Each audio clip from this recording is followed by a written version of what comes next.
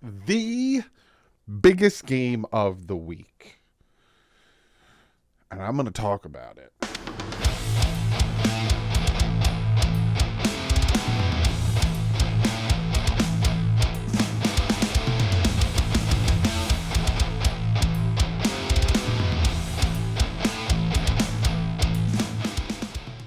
What is up, Finn fans?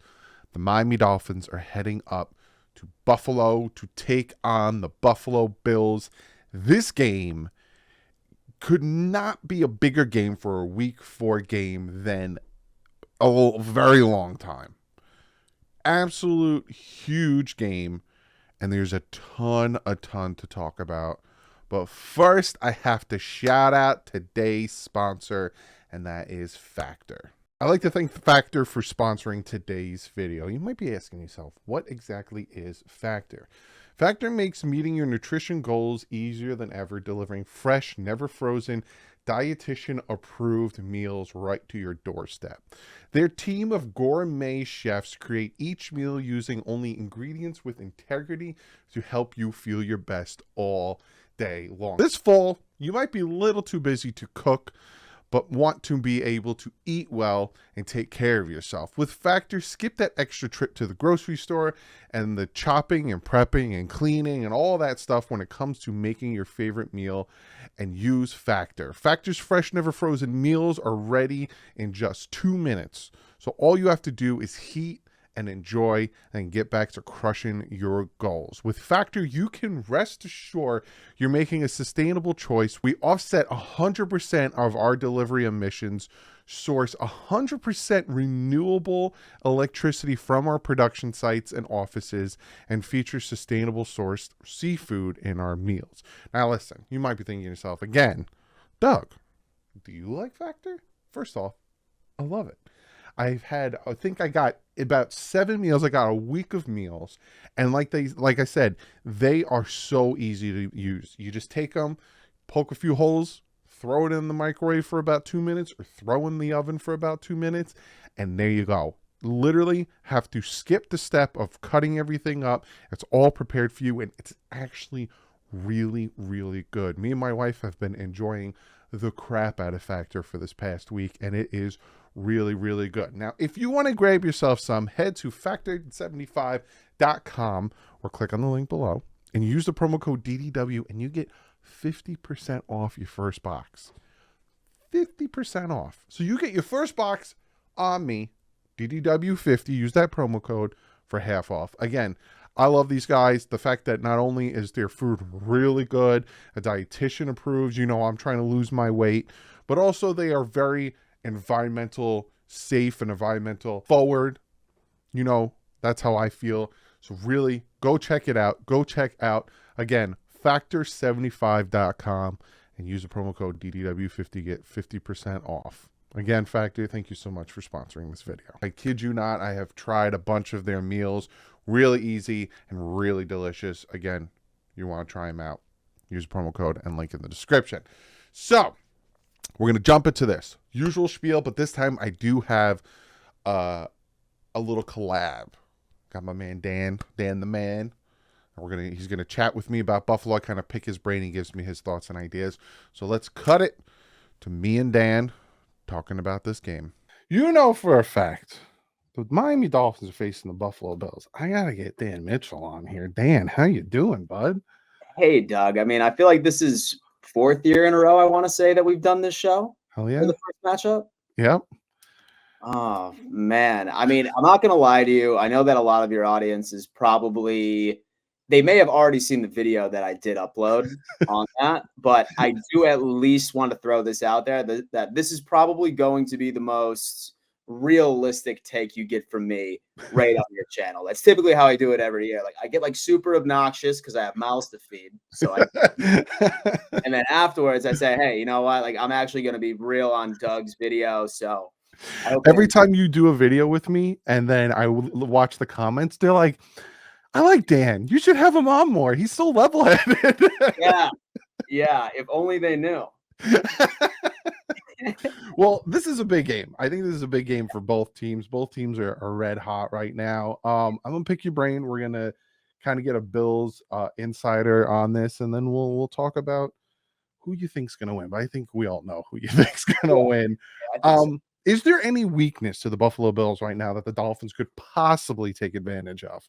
So it's funny because normally I would say the offensive line, but like the Miami Dolphins, our offensive line has actually been exceeding expectations, Hmm. right? Spencer Brown was typically that tackle last year that would just make me sweat every Yeah. single time that he was going up against like really any sort of a credible pass rush. But surprisingly enough, the entire offensive line has been performing very well. I Hmm. mean, especially the matchup with Max Crosby, with Las Vegas, and even as far as last week as well, our offensive line did a relatively good job. But obviously, we're going to see because historically, especially last year, y'all's pass rush did get to us. So I think this is Hmm. going to be a massive test for this Bills offensive line. And then as far as a weakness, I wouldn't even necessarily say that it's personnel.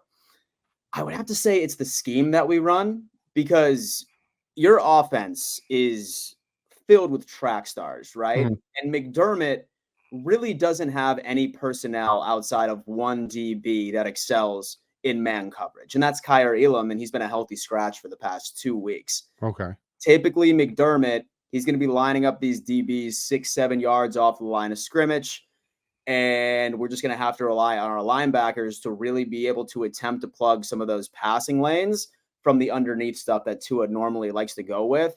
So I'd say, man, like there's definitely opportunities for you guys to get the ball moving just due to our overall zone scheme.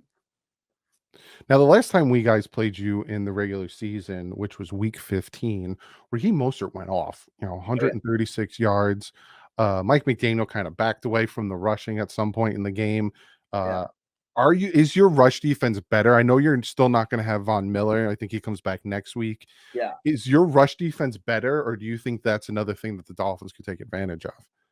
Yeah, man. So it's definitely difficult for me to give a final answer on that Mhm. because really outside of like two massive runs, most particularly week one when Brees Hall just took it to the house for like Yeah. 78 yards, it's hard for me to like actually look at tape and look at overall statistics and being like, okay, have the Buffalo Bills been better at defending the run game? I definitely think that there are going to be opportunities, and I'm sure we'll get into this a little later into the show, but I really think while both teams are probably going to attempt to take advantage of what I would consider to be like a middle of the road, maybe even bottom tier run defense on both sides, Mhm. I think both offenses are more than likely going to have an average of like 10 to 12 play drives each and every single possession. So I don't think that the clock is going to allow either team to really lean on the run for that long, especially if it stays as close as I think it's going to. Yeah, the wholehearted like I think this game is probably going to be like week 3 again, where Oh, yeah. it's a low scoring game. You guys really turn the clock, and then maybe we get a quick scoring. But it's again a very. I honestly think this is going to be a big back and forth game because Yeah. your offense is ranked second, Dolphins is ranked first. Well, we Yeah. got a huge padding on our stats last week, so it's like, Yeah. is it Yeah. really Yeah. first?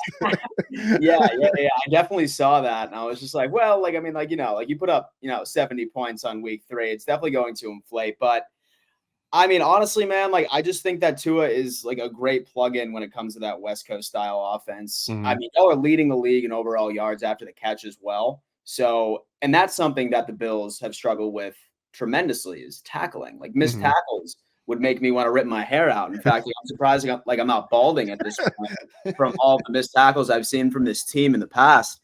But dude, there's definitely going to be opportunities. It's going to be back and forth. I see both teams really taking advantage of a lot of things underneath. Yeah. Not really seeing a lot of deep shots outside the numbers from either team either. I think that it's going to be, I've used this a million times, but it's probably going to be death by 1,000 paper cuts is the main Mhm. strategy for both offenses. Yeah, and always, as a Dolphin fan, the one person on your team that scares the crap out of me is Josh Allen. He had a Yeah, rough week 1. I definitely. What let me get your insider thought on this. What happened against the Jets? Because he just kept throwing it to number 3, and you guys should have beaten the Jets handedly. Oh yeah. What happened? Was he just kind of Man, getting too cocky, or what happened there? here's the deal. As a Buffalo Bills fan, we've already come to expect that Josh Allen is going to have 3 stinkers every single year. It's like death taxes and Josh Allen playing like shit 3 games every single year. I'm glad he got it I'm glad that he got it out of the way week 1. But the thing is that I feel like Josh Allen is so used, especially for the past couple of years, for feeling like that he needs to put the entire team on his back to win. Okay. And don't get me wrong, that works, Mm. right? It works in the past, but I feel like that there was still something in the back of his head where he thought that Gabe Davis was still not 100%. Like he was playing on like a bum ankle halfway through the season last year, and Diggs was the only receiver that was quite literally gaining consistent separation, who was double teamed quite a bit as well. So I feel like Josh had that in the back of his head. He's like, hey, listen, I know Dorsey told me Mhm. that he wants me to take this stuff underneath and allow our players to go on ahead and make plays for themselves. But I think that he just, sort of zeroed out and then he just started Josh Allening, if you will. I mean, looking at that tape on week 1, man, there was so many interceptions that he threw where there was literally somebody wide open on a drag Mhm. route, like 5 or 6 yards right in front of him. I think it was an adjustment for him. And what he ended up doing is that he actually bought in on Dorsey's game plan week 2 and week 3. Gotcha. Frankly, I think we've had the exact same game plan Mm. like all 3 weeks, but the only difference was that Josh Allen actually executed the game plan week 2 and 3 and not week 1. Yeah, as an outsider watching that game, to me, it was like he just mentally thought to himself, "It's the Jets." Like Aaron Rodgers is Yeah. out, their offense isn't going to be able to score. Hey, let me Yeah. see if I can fit this to him. And it seemed like he did it like those 3 times, and he just Yeah. kept. And I'm just like, Josh, you Yeah. could beat the Jets. Yeah, I mean, something else too, like, my buddy was talking about this. He was like, maybe he was just so concerned about Sauce Gardner and DJ Reed on the Mhm. outside that he picked Jordan Whitehead. He was just like, "Oh, yeah, this is gonna be my guy. I'm gonna pick on him all game." And then lo and behold, they end up getting that guy his signing bonus, Yeah, right. first game of the week, man. It He's was not going to have an interception for the rest of the year, and he's still going to be a top safety with 3 interceptions. Oh, yeah. Yeah, most definitely, bro. He owes Josh Allen a steak dinner somewhere. Exactly, exactly. Yeah. Looking at this game, what's your overall thoughts of it, and what's your score prediction? Okay, so the overall thoughts on this is that I don't want Bills fans or Dolphins fans to think that this is going to be like a 42-38 Yeah, sort of no, situation. It's not. It's yeah. not at all. I think the under is like at like 52 and a half. Mm, If the under was at 40, I would still take the under. I yeah, think it's going to be one of those games. I think it's going to be long, sustained drives for each and every single team. I think when it comes into it, I think the Bills' strategy defensively against this offense is that they're going to attempt to make Tua throw outside of the numbers deep okay. because both linebackers, Milano and Bernard, who has been a godsend, especially compared to Edmonds. I mean, he has Yeah, been like looking phenomenal. Both of them are very good in pass coverage. And then we still have Hyde and Poyer right up in the middle, right in between the numbers. That's where Tua loves to do it. I mm, think defensively, that's what we're going to attempt to do is force him to throw deep outside of the numbers by itself and really make that part of the game like one-dimensional. As far as offensively for us, I think that we're going to attempt to lean heavy on the run at the beginning. okay. I think that we will continue to do it unless you guys end up sort of taking a lead. And then afterwards, I think that Josh Allen is definitely going to attempt to attack a lot of the things underneath. I forget who's your one linebacker that probably frustrates you a lot. Baker. Yep, that's him. Yep. Yeah, most definitely. So I think that that's going to be like a lot of targeting that. I think Kehu's going to be targeted quite a bit as well. I think X will probably be sort of rolling with the dice. Mhm. Um, it's just going to be one of those games, man. I mean, unfortunately, I am picking the Bills, Yeah, right? of course, of course. Surprise, surprise. Surprise, surprise. But final score prediction, I'm going 24-21. Okay. I think that it's going to be determined by a last second field goal by Tyler Bass. All right. Well, hopefully, I know we both want no injuries, healthy Yeah. game. We get out of it. Whoever wins, wins. It seems to me like whoever wins this game is kind of like front runner to win in the division. So Oh yeah, we're screwed if we lose this game. We're 0 yeah, 6. it's because we take a 2-game lead on you, and then it's Yep. it's gonna be hard. But Dan, Yeah. thank you so much for stopping by, bud. Yep. Everyone, go over, check him out. If the Dolphins win, he loves it when you go give him some crap. Go check him I out. do. Hit I the do. subscribe button. Dan, where else can they find you besides YouTube? Man, you know what? I've gotten on the TikTok game, baby. There I've you gotten on go. the TikTok game, man. Real Dan Mitchell. That's been definitely having a lot of fun on there. I mostly talk about NFL and sports betting on that. It's not just Buffalo Bills stuff. So if that's your cup of tea, definitely check me out on there. And same thing with Twitter and Instagram at Real Dan Mitchell. All right, bud. Well, thank you so much. I will see you end of the year. We'll do this again. See you soon, bro. Love when Dan comes on. Been doing this for a very long time. I've been friends with him also probably about 4 years now. Great guy. Go check him out. Go subscribe to his channel. Now we're going to talk about the injury reports. We're going to start with the Buffalo Bills. You look at Buffalo's, it ain't too bad. It ain't too shabby. They are dealing with some type of injuries. Again, I record these videos on Thursday night. Friday, we get a little better understanding. That being today. But their long snapper, Reed Ferguson, didn't practice. He was finally in practice today. Jordan Poyer did not practice for 2 days with a knee injury. I'm wondering if he'll be able to go and play. Then you have their offensive lineman, Ryan Bates, and the defensive back, Siren Neal, did not practice, and then they were limited. And then you have Leonard Floyd, Micah Hyde, and Teron Johnson, all full participants for the Buffalo Bills. Then we flip-flop it in the flim-flam over to the Miami Dolphins. And I feel like Wilson from Home Improvement. It's a little bit bigger. It's a little bit bigger. That's what she said. We got River Craycraft dealing with an injury to his shoulder. He took a big hit against the Denver Broncos. He didn't practice for 2 straight days. Eric Izukama, he did not practice for 2 straight days. And Jalen Phillips with an oblique injury did not practice for 2 straight days.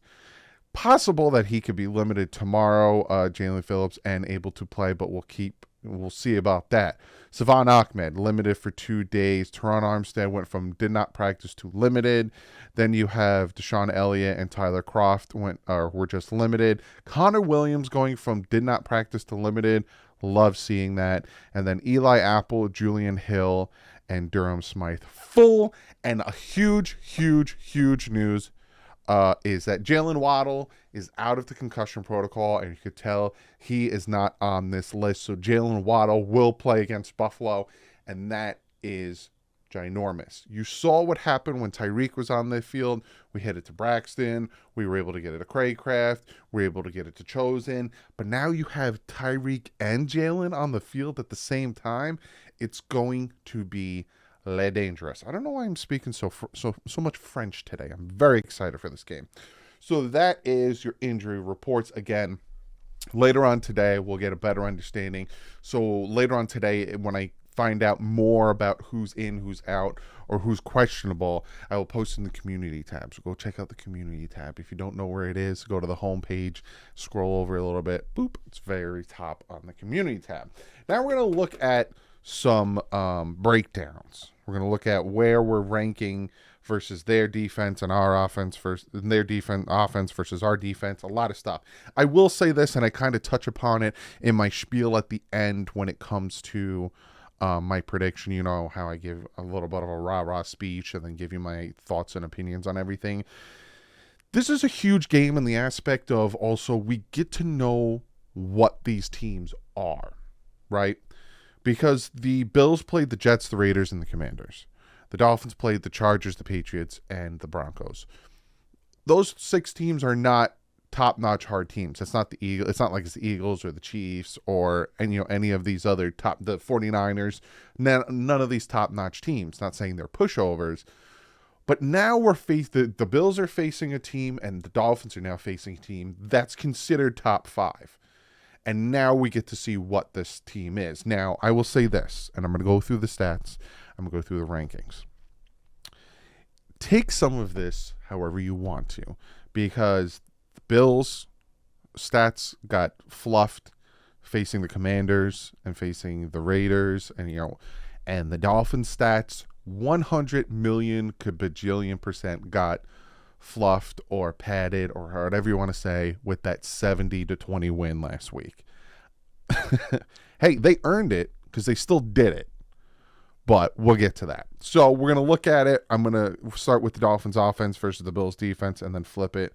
Bills defense versus the Dolphins offense. So the Dolphins are first in the NFL in points for. They were third, went up, especially after you score 70 points against the Denver Broncos, facing the Bills defense, which is number 2.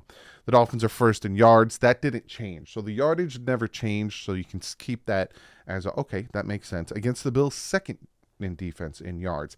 Miami Dolphins are first in the NFL in passing. That never changed. That's not because of the huge win last week, but facing Bills defense that is third. Again, third, you look at the teams that they faced when it came to passing: Zach Wilson, Jimmy Garoppolo, Howell. You see what I'm saying? This is their test now. This is their test, and this is the Dolphins' test, because now they're facing a very high caliber, high-powered passing offense. Dolphins are now number 1 in the NFL in rush offense. They were 16th. So when you go off like that, you get boosted up. And the Bills' rushing defense is 14th. The Dolphins in turnover are 11th, which went up from 15th.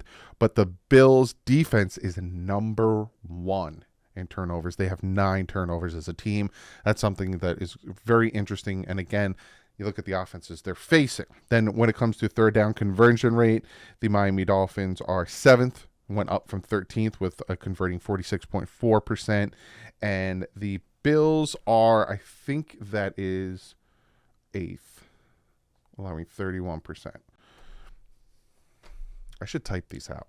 Then when it comes to red zone, the Miami Dolphins are first, converting 78.6% of their red zone trips. They were 13th.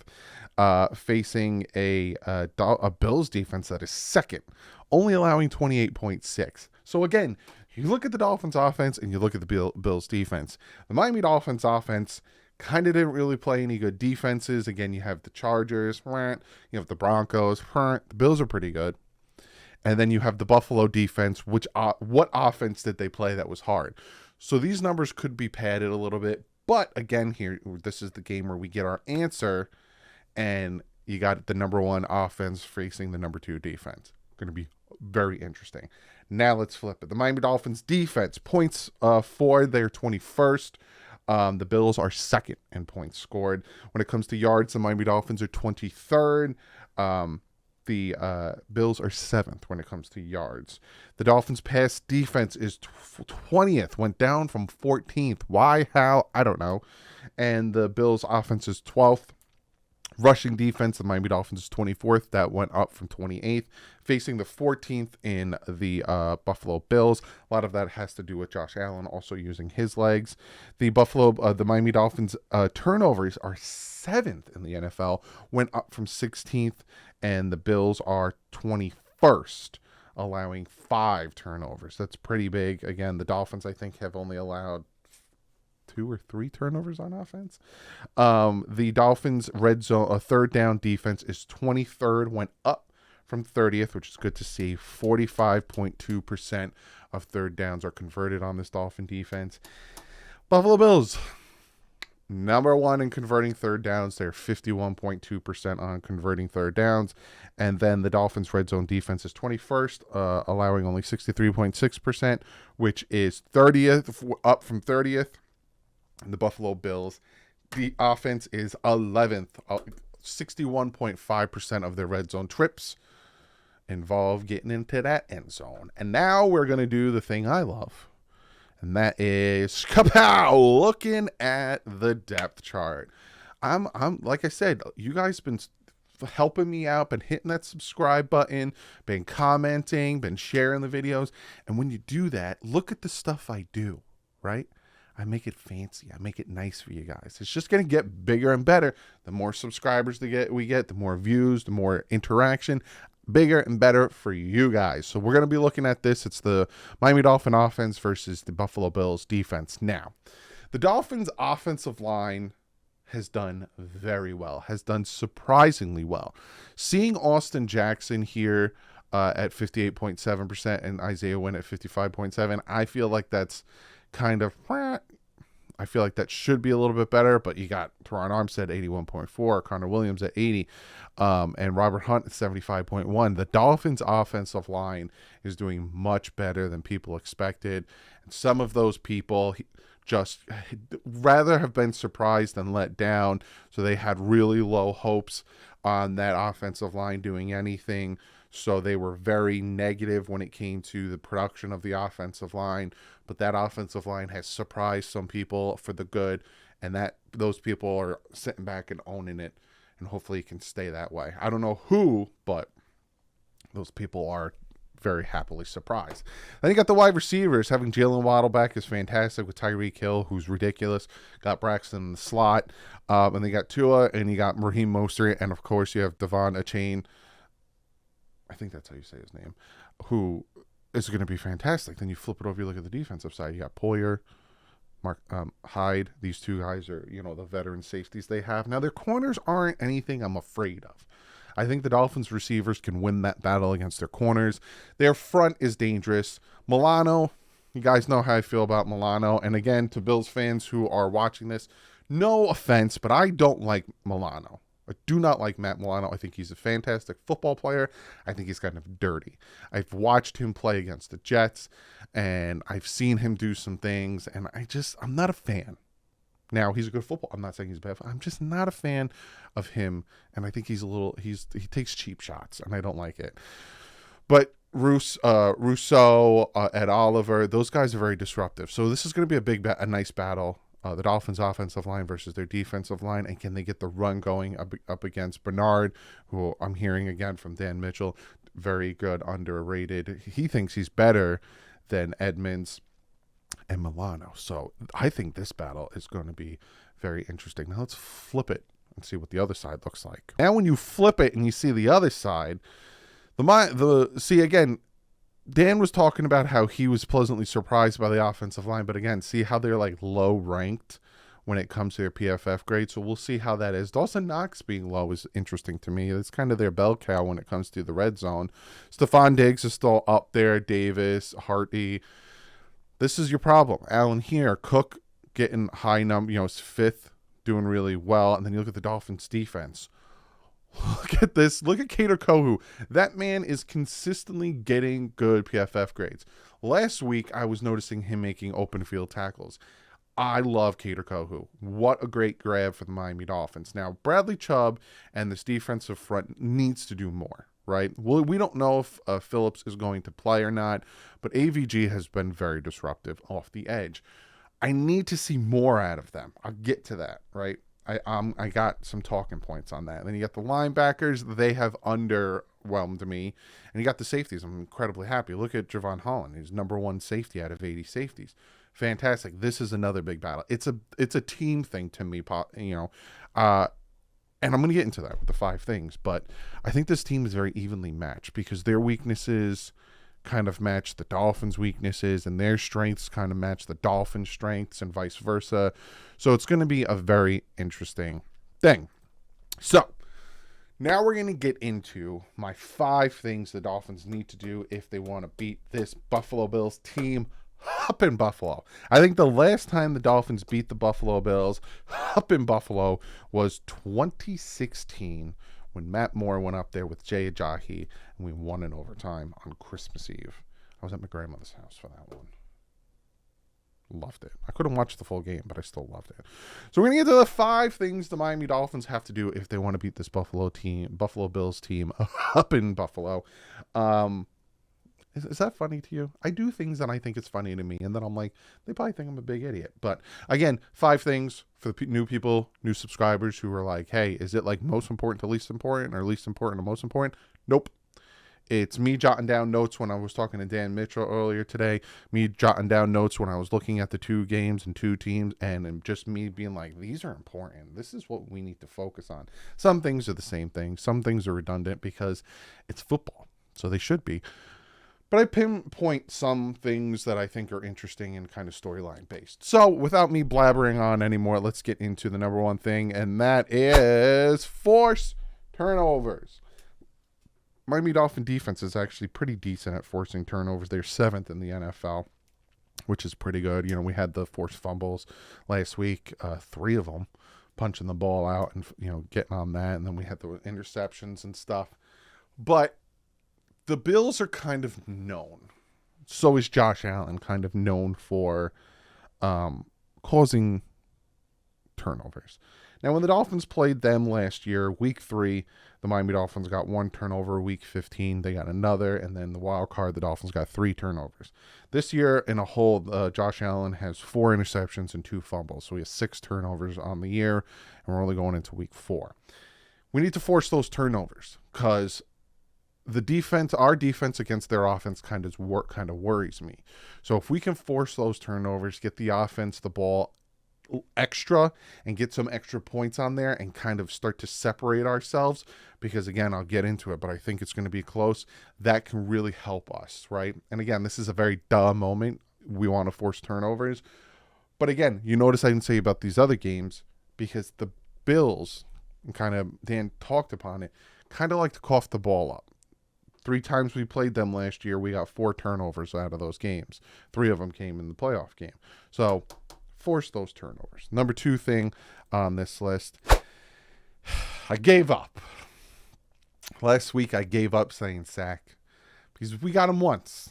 We got Zach Wilson. We got Russell Wilson once. You got to contain Josh Allen. You cannot let that man run around like a chicken with its head cut off and let the plays fall apart and able to do what he does well. Last week against the Broncos, their 1 lone touchdown. No, they had 2 touchdowns, but their 1 lone passing touchdown. A lot of people got mad at Xavier Howard because they thought it was his fault. But Russell Wilson having, I think it was like 5 or 6 seconds to allow the play to deteriorate and the receiver to run a big old hook route. He was going on a slant and then went up and then back, and then Xavier Howard trying to follow him for that long isn't going to work. So it's not necessarily the corner's fault if your defensive line can't contain him and get to him, right? You see the edges are setting it, right? So he can't run out, because I noticed it with Russell Wilson. It's the interior guys. Sealer and Wilkins need to keep him in the pocket and get the sacks. We need to contain Josh Allen. That is the biggest thing in this game. If you can contain Josh Allen and not like just let him make the mistakes on his own, you'll win this game. But if you let him run around and get the first downs and do stupid things, it's going to be a long day, and then it's going to end up being a shootout. I'd prefer it not to be a shootout. Don't get me wrong, 70-20 was nice, but it's not going to happen again. But I'd like it not to be a shootout. I'd like to sit back and in the fourth quarter be like, hey, we're up by 11. Let's continue this and play smart, versus we're only up by 1. This defense got to play better. Why aren't we getting pressure? Oh my God. And the chat's going, we suck. This game's over. We're going to lose. I can't stand it anymore. Why are we such a bad team? Let's play smart football. And the number 3 thing on this list the Miami Dolphins need to do, they need to continue that offensive dominance. Now, obviously, I couldn't fit all of that in the screen, so it says continue dominance. The Miami Dolphins offense has been dominant. Patriot fans can sit back and say, oh, you weren't dominant against us. We rushed all over you guys. You were so afraid of the pass game. You had 3 safeties in there, which allowed the Miami Dolphins to run the ball on you. This offense is dominant. This offense is number 1, and I think they still would have been number 1 in the NFL, even if they didn't drop 70 on the Broncos. Continue that dominance, whether it's the balance of a run game and a pass game. Just continue the dominance, because you have to answer for whatever Buffalo is going to throw at us. You're playing in Buffalo. It's not like it's in Miami in the beginning of October where they're going to cry about the heat. Continue that dominance. Put your foot on the gas and never take it off like you did last week against the Denver Broncos.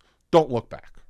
Continue the offensive dominance. Number 4 on the list, you got to stop the run. I feel like that's very plain and simple. Getting better at it. Week 1, couldn't stop the run if our life depended on it. We got better. Week 2, we started stopping the run against Stevenson. Week 3, we stopped the run against the Denver Broncos. Continue that. not just in the aspect of Cook and Singletary, but also in the aspect of don't let Josh Allen run all over you. He's a big portion. I would say even like around 50 to 60% of their rushing production is from him. If I'm talking stop the run, obviously I'm talking the running backs, but also him. Kind of coincides with number 2 with containing him. Can't let them run all over you. You need to get off the field. You have to make them one-dimensional, because then all of a sudden you can change things up and be a little bit more aggressive. So, stop the run. And the fifth and final thing what the Miami Dolphins need to do, and this is going to slowly and smoothly go into my prediction, that is, don't look back. What does that mean, Doug? 70-20 happened. It was fun. It was entertaining. We almost beat the record. It's the past. Don't look back. Look forward. Because this game is huge. Now, like I said, it's going to coincide with my big spiel. And I'm going to talk here, and I'm going to give you some stats. I'm going to read you some stuff about what Mike McDaniel said, because the importance of this game cannot, like, I can't say it enough how important this game is, but it's really important. Now, when I talk about don't look back, this is going to sound harsh, but 70-20 will mean absolutely nothing if you lose this game. 3-0 will mean absolutely nothing if you lose this game. Now, I understand it's not the be-all, end-all, and it won't dictate the season because it's week 4, and you'll be 3-1, and you can continue at whatever dominance you have because, you know, you kind of face teams that aren't as good. You know, you got the Giants, you got the Panthers, you got certain teams. But if you lose to the Buffalo Bills, then that's 70-20. Again, looking back, the Chargers game, the Patriots game, those games just show that, and again, this is going to sound harsh, you're a fraud. You faced inferior teams. You took advantage of the inferior teams as you were supposed to do. But once you came up against a good team, once you came up against a hard team, once you came up against a team that is favorited to win the division, you crumbled. You lost. And it's just another situation of Dolphins being Dolphins, and they can't take the big game when the time comes. And that's what we need to fight against. That's what we need to not look back on. You know what I'm saying? Now, I've been talking to some Bill fans, not only on here, but on Twitter and even on TikTok. And some of them think we're cocky. Some of them think we're going into this game because we scored 70, don't look back, and think that we're the next best thing. And Mike McDaniel said something in his presser yesterday that I thought was incredibly interesting. They talked about, you know, is this a revenge game, essentially for the playoffs and all that stuff. And this is what Mike McDaniel had to say. He said, I think division opponents you have, what's been probably under talked about is an opponent of this caliber coming off a 9-sack, 5-turnover day. If you need to be motivated for a game like this, check your pulse, or maybe consider a career adjustment. When you're playing a quality opponent in your division, there's always going to be, it's the Bills. It's the Bills game. This is the way it feels to us. They have earned the right to be the division champs for several years, and they continue to play at a high level. I think it's very, very difficult challenge that I think our players are pumped for because you signed up to play the best, and I think they fit that. So the Dolphins aren't going into this game thinking, hey, we just dropped 70, we're hot, blank, and we're going to go into this game and dominate. They know the importance of this game, and they know the importance of this division rival. You look at the wild card game. You look at the Week 15 game. The Dolphins lost by so close in those games. These two teams are very close when it comes to the talent and when it comes to the competition. They need to win this game. This is a defining game, in my opinion, right? Obviously, it's week 4. So, again, it won't make or break the season. But like I said before, it's defining in who we are. A lot of people still don't think we can do it, right? We're the underdogs. We're 3-point underdogs. The Bills are giving us 3 points to the home team, so there it is. They're giving us 3 points. We're still the underdog. I scoured the NFL.com, ESPN, CBS, NBC, all over these places to try to compile picks. Who's picking who? And the Bills got 23, and the Miami Dolphins got 18. So not, I would say majority, but 5 think that the Bills are going to win this game. I don't. I think the Miami Dolphins are going to win this game. I think it's going to be a close game. I think it's going to be a fight. I think it's going to come down to a field goal, whether it's the Dolphins kicking the field goal or it's the Dolphin defense stopping the Bills from getting a field goal. But I think it's going to be a 24-21 Dolphins win. And I think it's going to really change the trajectory of this team. And I think it's going to change the minds of some of the outsiders looking at this Dolphins team. Because for so long, it's always been, what have you done against top talent? What have you done against the good teams? You've done nothing. That was what we heard last year. Oh, you beat the Browns, you beat the Lions, you beat the Bears, you beat the Texans. What did you do against the 49ers? What did you do against the Bills? That is going to change. It has to change. So I'm picking the Dolphins to win this game 24-21. Comment below. What are your thoughts on this game? Is it as big to you as it is to me? Is it as important to you as it is to me? Do you feel that 70-20 will mean nothing if we lose this game?